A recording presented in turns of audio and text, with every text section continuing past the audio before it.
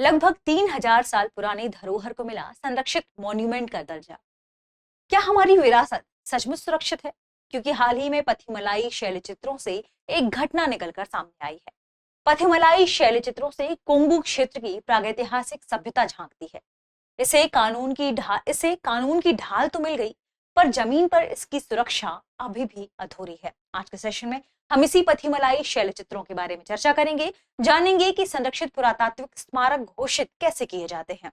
आगे बढ़ने से पहले आपके लिए एक महत्वपूर्ण सूचना है। अगर आप घर बैठे यूपीएससी की प्रिपरेशन करना चाहते हैं तो दृष्टि आईएएस लेकर आया है एक बहुत ही शानदार कोर्स, जिसका नाम है studio GS foundation live online course. इस कोर्स की सबसे खास बात है कि इसमें जनरल स्टडीज के सारे विषय, 2 साल की करंट अफेयर की क्लासेस का एक्सेस, दृष्टि की मैगजीन, प्रिंटेड बुकलेट्स और बेस्ट फैकल्टी, ये सब कुछ मिल रहा है मात्र 24,999 रुपए। और अगर आप ये फीस भी एक बार में नहीं दे पा रहे तो इस फीस को भी इंस्टॉलमेंट यानी ईएमआई में भरने की सुविधा है। और अगर आपको इस कोर्स में भी डिस्काउंट चाहिए तो कूपन कोड इस्तेमाल करें गीत कूपन कोड के इस्तेमाल करने से आपको यही कोर्स और कम प्राइस में यानी डिस्काउंट में मिल जाएगा।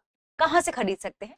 डिस्क्रिप्शन में लिंक दी गई है। उस लिंक को जैसे ही आप क्लिक करेंगे आप डायरेक्ट कहां पहुंच जाएंगे? दृष्टि लर्निंग ऐप के स्टूडियो जीएस फाउंडेशन कोर्स में। वहां पर एक कूपन कोड वाली स्लाइड होगी। इस कूपन कोड को अप्लाई करने से आपको कम फीस में ये कोर्स मिलेगा। ठीक है, ये कोर्स आपको हिंदी, इंग्लिश और इंग्लिश तीनों में मिलेगा। यानी आपके पास जो लिंक्स हैं डिस्क्रिप्शन में वो 3 होंगी, हिंदी वाली, इंग्लिश वाली और इंग्लिश वाली। इंग्लिश मींस क्लास होगी हिंदी में और नोट्स मिलेंगे इंग्लिश में। तो फिर देर किस बात की? ऑफर सीमित समय के लिए है, अभी से तैयारी शुरू कर दें। इसके बारे में कोई भी जानकारी चाहिए तो 8750 पर कॉल करें। हमारी टीम आपको इसके बारे में पूरी डिटेल से जानकारी देगी। इस कोर्स के बारे में एक और खास बात, मान लीजिए आपने इस कोर्स को खरीद लिया, फिर आपका मन हो कि आप दृष्टि के किसी ऑफलाइन सेंटर में जाकर क्लास करें। आप दृष्टि के किसी भी ऑफलाइन सेंटर में जाकर क्लास करेंगे, वहां की क्लासेस में जो फीस होगी उस फीस में इस फीस को एडजस्ट कर दिया जाएगा। इसका मतलब कोर्स आपको मिल रहा है बिल्कुल फ्री। तो ऑफर का लाभ उठाइए और हम बढ़ते हैं आगे की तरफ। देखते हैं हमारी आज की खबर को। हमारी आज की खबर संबंधित है लगभग 3000 साल पुरानी शैल चित्रों से संबंधित।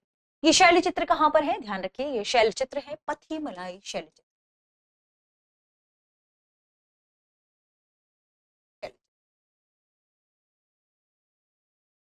कोयम्बटूर जिले के आसपास एक गांव है, उसी गांव में पथिमलाई शैलचित्र काफी फेमस है। इनके बारे में कहा जा रहा है कि ये लगभग 3000 साल पुराने। ये चर्चा में क्यों आ गए? ये चर्चा में इसलिए आ गए क्योंकि इन शैलचित्रों में, शैलचित्र जहां पर बने हैं, पथिमलाई गुफा है वो क्षेत्र। पथिमलाई गुफा वाले क्षेत्र में लोगों ने ऑटोमेटिक जाकर वहां पर सीमेंट से फर्श बना दिया। वहां पर लोग जाते हैं, खाना खाते हैं, तो जो स्मोक उठता है, धुआं उठता है, वो उस शैलचित्र की दीवारों को प्रभावित कर रहे हैं, रंग बदल रहे हैं। जबकि प्रशासन ने इसे सांस्कृतिक या संरक्षित लिहाज से पुरातात्विक स्थल घोषित किया है।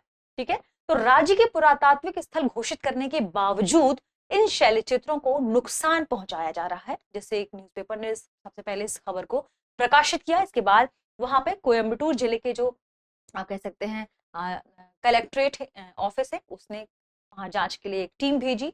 टीम ने देखा कि वहां पर ना तो किसी भी प्रकार की फेंसिंग की गई है, क्योंकि जब पुरातात्विक स्थल घोषित किया जाता है तो उस क्षेत्र में फेंसिंग की जाती है, यानी बाड़ लगाई जाती है। ठीक है, बाड़ लगाने के साथ साथ वहां पर सुरक्षा गार्ड तैनात किए जाते हैं। सुरक्षा गार्ड तैनात करने के साथ साथ ध्यान रखिएगा, बहुत महत्वपूर्ण चीजें हैं। यानी अगर आप किसी क्षेत्र को पुरातात्विक लिहाज से इंपॉर्टेंट मानते हैं, संरक्षित क्षेत्र घोषित करते हैं, तो वहां पर 3 चीजें बहुत जरूरी हो जाती हैं। पहला, बाड़ लगाना, दूसरा सुरक्षा गार्ड वहां पर देखना, स्थापित करना, और तीसरा बोर्ड, सूचना से संबंधित बोर्ड लगाना। ठीक है, सूचना बोर्ड लगाना। ये तीनों चीजें वहां पर नहीं थी, जिस वजह से लोग वहां पर जा रहे थे, पिकनिक मना रहे थे, सीमेंट वगैरह से फर्श बना दिया था, लोगों ने वहां आग जलाई, खाना बनाया, ऐसी कई गतिविधियां देखने को मिली।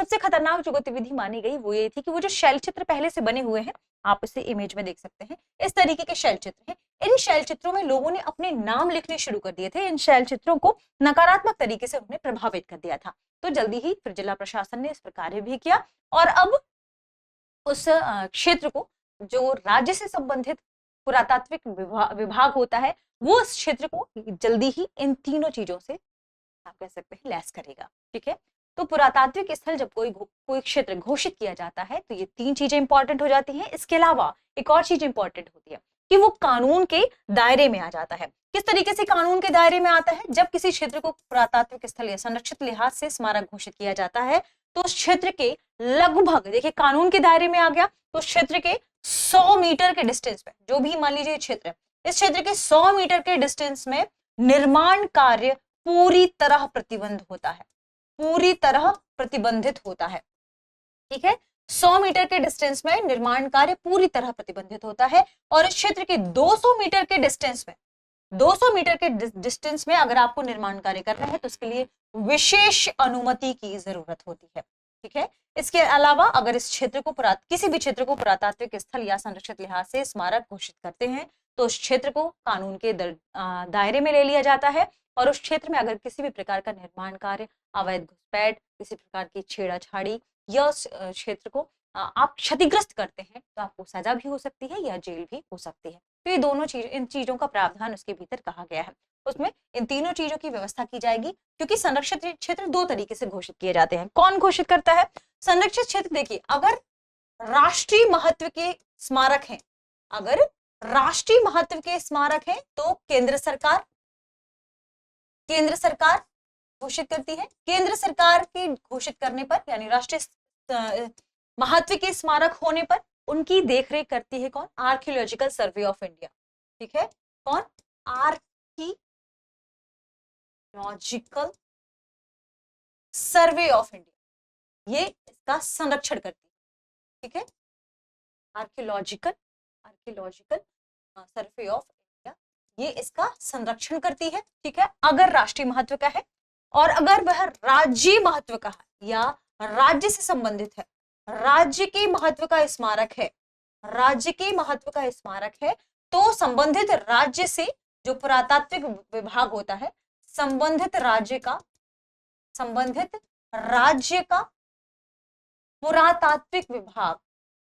पुरातात्विक विभाग उसका संरक्षण करता है। ठीक है, ये ध्यान रखिएगा। तो दो तरीके से क्षेत्रों को संरक्षित घोषित किया जाता है। ये इंपॉर्टेंट फैक्ट है जो हमने देखा। अब हम हमारी खबर की ओर हम आगे बढ़ते हैं और देखते हैं सबसे इंपॉर्टेंट सेगमेंट को। वो नोट कर लेना है आपको, क्या कि किस वजह से पूरा जो हमारी पथिमलाई क्षेत्र है वो फेमस है। कारण क्या थी? हमने देखा पथिमलाई क्षेत्र की बात करें, यहाँ की शैल चित्र लगभग 3000 साल पुराने माने जाते हैं। ये चित्र सफेद रंग द्रव्य यानी व्हाइट पिगमेंट से बनाए गए हैं। ये प्रागैतिहासिक कुंगु क्षेत्र इसके लोगों के जीवन की झलक दिखाते हैं। इन अगर हम क्षेत्रों की बात करें, भित्ति चित्रों की बात करें, जिसे हम शैल चित्र कह रहे हैं, माफ कीजिएगा, रॉक पेंटिंग के अंतर्गत आते हैं ये।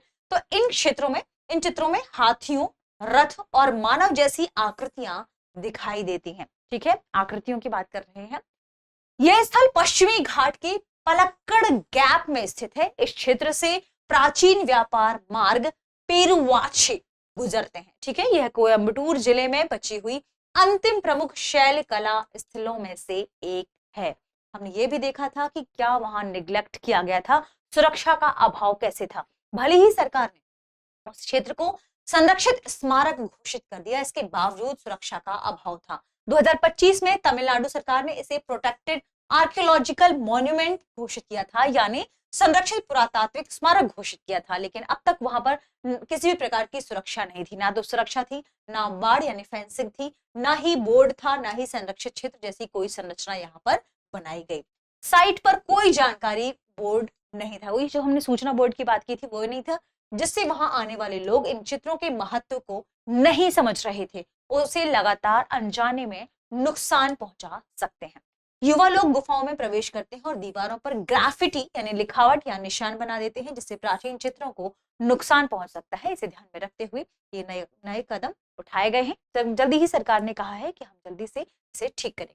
क्या हुआ था ये हमने देखा भी कि वहां पर लोगों ने आंशिक रूप से सीमेंट का फर्श बना दिया था, पूजने पत्थर स्थापित कर दिए थे, गुफाओं की दीवारों पर सफेद पेंट से तमिल में लिखावट कर दी थी। ये सभी बदलाव प्राचीन धरोहर के लिए नुकसानदेह होते हैं। जांच के बाद तमिलनाडु राज्य पुरातत्व विभाग ने और राजस्व विभाग ने मिलकर सभी अवैध निर्माण और बदलावों को हटा दिया है। ठीक है, मदुकरई तहसीलदार के नेतृत्व में टीम ने गुफा का निरीक्षण भी किया है। प्रशासन इस स्थल की सुरक्षा के लिए लगातार कदम उठाएगा। वहां एक सूचना बोर्ड भी लगाया जाएगा ताकि लोगों को पता चले कि ये पुरातात्विक स्थल है, महत्वपूर्ण है, इसके संरक्षण के लिए लगातार कार्य किए जाने हैं। ठीक है, तो हमने पुरातात्विक स्थल क्या है, इसकी इंपॉर्टेंस और कैसे घोषित किए जाते हैं, किस तरीके के होते हैं, कितने महत्व के होते हैं, ये भी देखा। आपको हमें कमेंट सेक्शन में बताना है कि क्या कि हमारे मौलिक कर्तव्यों में क्या हमारे विरासत के संरक्षण की बात में कही गई है, और अगर कही गई है तो कहाँ की गई है, नंबरिंग बतानी है।